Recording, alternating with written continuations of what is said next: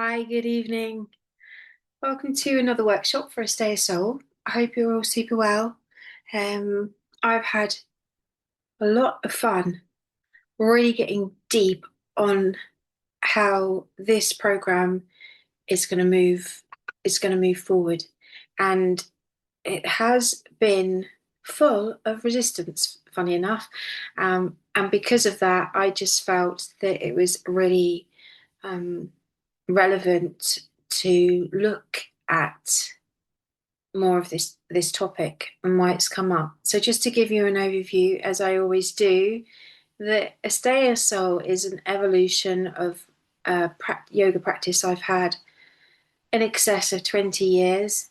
And what I found was that moving onto the mat for me was incredibly life changing, absolutely life changing, but at the same time, there was more to it than moving the body.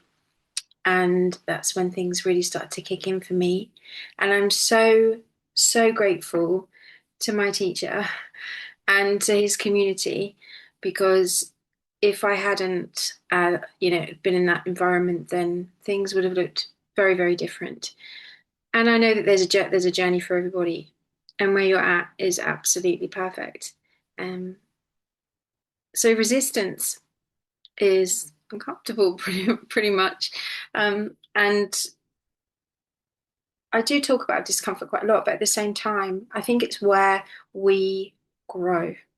And the ego throws up resistance, and so many things throw up resistance. Our relationships, our attachments, our expectations throw up resistance. And so, and I think from a very stoic point of view, that it holds so much potential.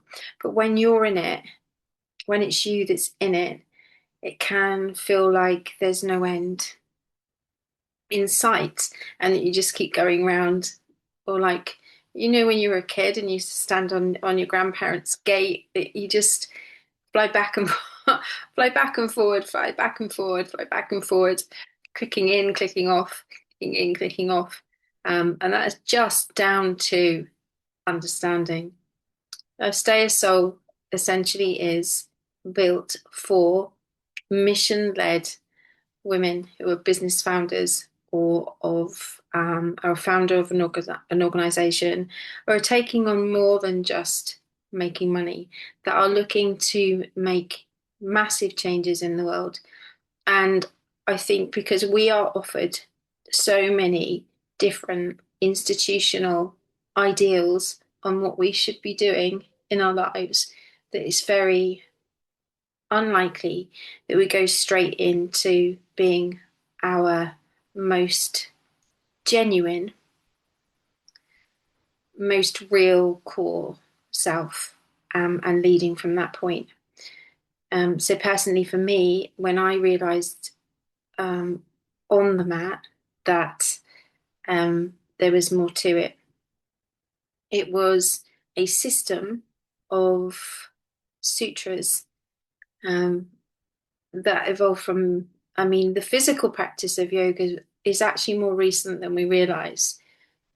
The theoretical and the philosophical nature of yoga is much older, and it's had so many different influences. But Patanjali was the one who created the Yoga Sutras, and out of that came the yamas and the niyamas. And I still to this day have them all written down on a laminated piece of paper in a book that my yoga teacher gave me, because I thought this framework is a way that we can identify with who we truly are. Um, and I think there is a time for people to do this, and it's not always the right time, but you'll know when it is, if you know what I mean. So, yeah, talking about conditioning and where that conditioning comes from, like moving through an institutional framework, and that can be education, that can be school, that can be the familiar one, the family one, the social one. There's a place for everything, I believe, but also there's a place for us now at this time in our evolution as humans to create our own institution, and that's one of internal truth and authority. And it's not, um, it's never ever going to be set in stone because we are all subtly and incredibly different. So to have a framework that is ages old that we can drop into, and then the AsteyaSoul framework will take us on a journey of contemplative dialogue and in self-inquiry. And with that those two elements mostly, we go through what would look like a physical practice, but on a because it's not just emotional, it's everything internal. It's our thought systems, it's our stories and our beliefs. So I thought I'd take us through the first one, and what I would really like to do is get into the habit of us just becoming really engaged in our own self, because through the day we do so much stuff, and all those other days before that day, and we come into a space like this with expectation, and I think it's really, really comforting to feel at home with being here. So initially, close your eyes and connect with your breath. And if you are sitting in a chair where you can maybe align with your spine a bit better, I think when we're on screen, we tend to lean forward. Got a creaky chair, so sorry. Make yourself nice and cool, or if you're feeling too cold, which is very likely at this time, make yourself warmer, and just be here. Be here. This is for you now. This time is for you, and it is so important that you start to feel that way. It's not easy to figure out what you've got to do next and what you haven't done before and what you're likely to have to do tomorrow. That's always going to be there. So I just want you to breathe. It takes courage to do this. It takes courage to move forward, and it takes courage to slow down, to see and observe what is needed. So allow yourself to feel brave and empowered because you feel brave. So we know what AsteyaSoul is. AsteyaSoul is a program. It's a 6-week program that takes us all the way through the yamas at this stage. And the yamas is a really intricate, sensitive, stimulating, observing framework that enlightens you more to you. So if you've been feeling frustrated, anxious, things not really going as you want them to, the same problems occurring all of the time, the same mind patterns happening all of the time, or you might have just realized that you want to do something to move something forward, and then it's become a little bit comfortable. You're maybe you're too comfortable. That's the thing. Maybe you're feeling too comfortable. And you need to get to your next edge, your next resistance, which is one of my favorite things. Feeling comfortable can be okay, but the stagnancy and the lack of flow and the non-movement can be so intoxicating that you have to sort of make those edges come quicker. Good. So being in this state is the perfect state to create some alteration from within. So moving to one of my favorite of the yamas is Asteya, which is what AsteyaSoul is named after. And essentially it's non-stealing. And you might think, well, I don't go around stealing stuff. Just gonna take it. This is not mine, by the way. Looks like it. Mm.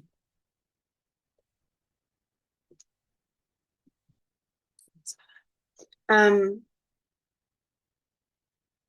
yeah, so it's not about, it could be, it could be a thing, but it's more about the movement of energy. Um, you know how if you've got a job, that's my cat. I'm taking out one of my paintings. To explain it. Um, you know, when you've had a full day, like if you've had a full day at work and you come home and you are just like, I am all used up. Because basically you kind of handed yourself over for an exchange of energy, like for money, basically. And it's how much you value yourself that you give. And also what is essentially being expected of you and taken, because that can be like unbalanced in terms of what you're being offered. So there's that situation, like a physical transaction, and you'll know if you are giving too much, which means, the taking is from an external source. Um, People like to use the word people pleasing. I don't know whether it's essentially trying to please people, but it's like an internal uh, belief system that in order for you to be fully accepted, you have to do everything in your power to show up in what you see as excellence. And that's hard. That's hard having to do that like every day. So it works like scales, like if you're a Libra or Libra rising like me, then it is essentially like giving, taking, giving, taking, giving, taking. But one thing I think that does really stick in the Asteya condition is having something with you. Like I'm protecting my heart at the moment. Having something with you in every moment, at every stage of your life that is not yours. Think about that for a second. What have you got? What have you got in whatever state that is that's not yours? And obviously, it could be ancestral. I've got voices in my head right now that are asking me what the hell I'm talking about. What are you talking about? Where's this come from? You don't know what you're doing. So like these kind of mammoth, or your experience of them are sort of like mammoth footprints that you've picked up that are not yours, because there's no way in every second of your life you could possibly be the same person that's picked up that thing. And if you are, just think of the weight. And what I want us to do now is to Lois making herself known. She's awesome. Maybe she'll come up. Think about what you've got. Maybe make a note of it right now. Just write down what you have that has come up in your thoughts right now that doesn't belong to you, but that you keep a hold of. And I've written some words down. Maybe just like take a moment and just close your eyes and just see and feel what it is that has become yours, that you've taken on board from someone else or something else or someone else.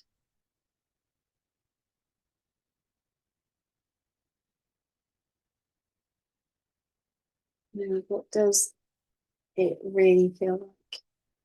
What does it feel like in your physical body and in your brain?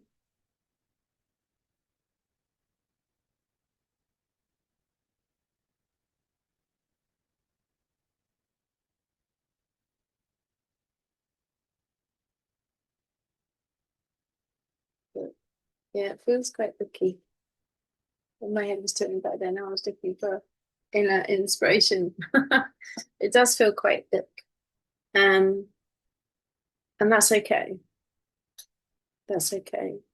Um, so working with what you've got, that thing that you have that you're working with, how, as a result, what happens because you've got that thing? What keeps happening because you have that thing? And it just that question is tough because we have so much life, but and this is not you can't blame yourself for this. No blaming, no shaming, no interrogation of self. Definitely not. But as a result, we have moved into a condition or a state, and it will just repeat itself, repeat itself. So how does it feel? What keeps happening? And my next question is, this is the framework I use all the time. What would you like to do with it? And my answer is quite abruptly leave it at the door. Just leave it at the door. So it's it's an unraveling, but as soon as you're aware of it, you can kind of like dissolve it. You can make it, you can move it off of your body, you can move it off of your shoulders, you can take it away from your chest, you can take the rucksack off, you can just allow it to like move out of your hair.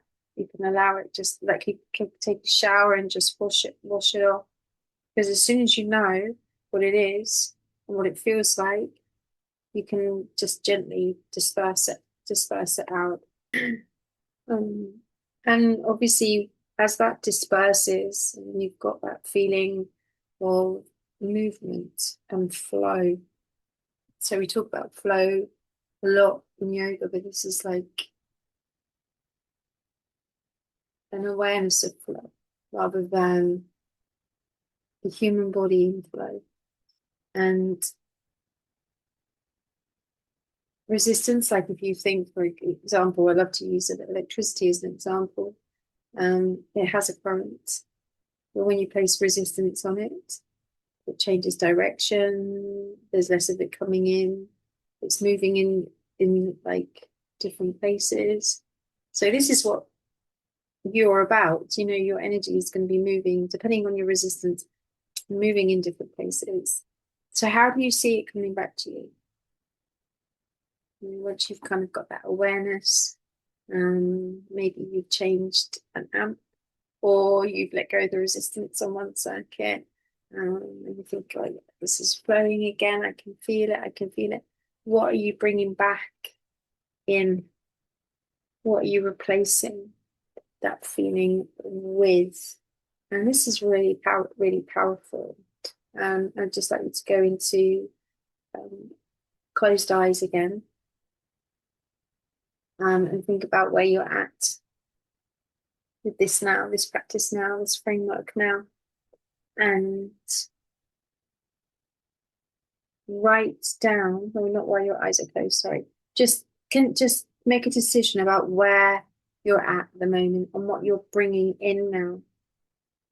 So we've gone from non-stealing, what doesn't belong to you, or what you're taking from someone else, what you're bringing on board from someone else.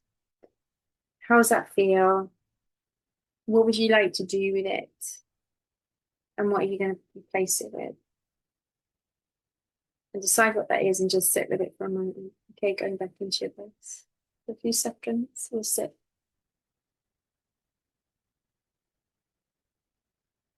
Remember the internal smile. You might want to place the tongue on the top of the roof of your mouth. You might want to take your tongue out. In a room. Oh my goodness, that was just like, hello. Giving yourself permission to just like take on board. And you might want to do that several times before it, really gets ingrained into you. And look at the pattern. Look at the kind of feelings that come up. Because people say, what with the thoughts that you're feeling. I never actually feel the words. I feel the feelings. So like everyone's going to be very different.